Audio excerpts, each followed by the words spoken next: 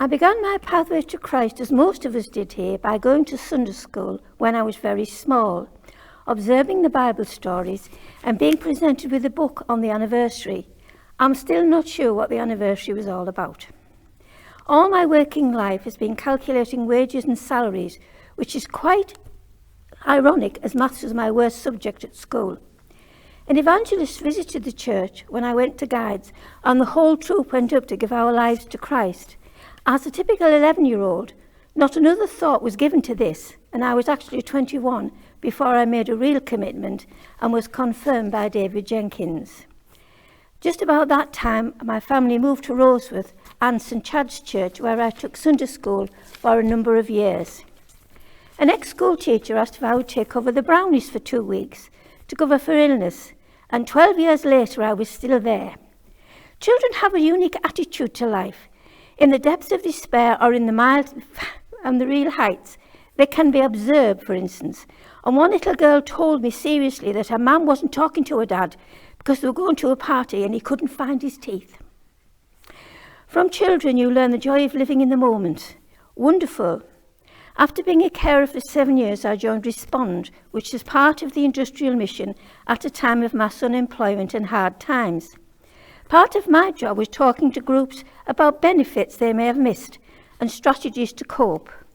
We also talked in various places on the continent, comparing our benefit system in England to France and Spain. The highlight was being part of Fortress Europe, a march on the European Parliament building on behalf of the have-nots of the world.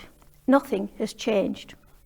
At Respond, I met Margaret Kane, a wonderful Christian who taught me meditation and Bible stories. I can assure you this is not always an exciting spiritual experience. On meditation on Leonardo's Last Supper, instead of listening as instructed to what the disciples were saying and what Jesus was eating, I was suddenly in a room of infinite space. There was people of every time and place.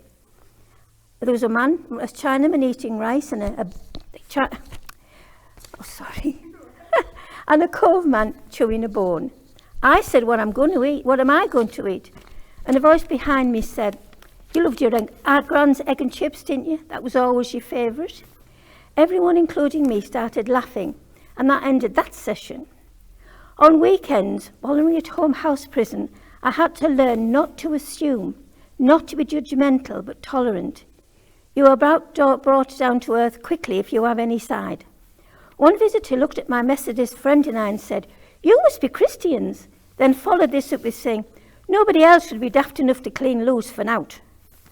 I've always been blessed with a Christian family and have good people in my life. Linda introduced me to Casio, for instance. Casio is basically about love in service to others, and the assurance of the love that God has for each one of us. It's been a real blessing. Being in my 70s and my health quite poor, I questioned if that must be it. What was the next development going to be? But inside the house on my doormat, there was a note that said, God told me to give you this. I have no idea where it come from, but that money is on a piece of elastic. It's been loaned to pay rent a few days before payday, to help with a 5-week month, or pay for a pair of school shoes. But somehow this money always comes back, ready for the next real emergency. I've lived a blessed life on my way to Christ, supported by a Christian family and so many other good Christians. I've no idea what's to happen next, but with Christ on my side, bring it on.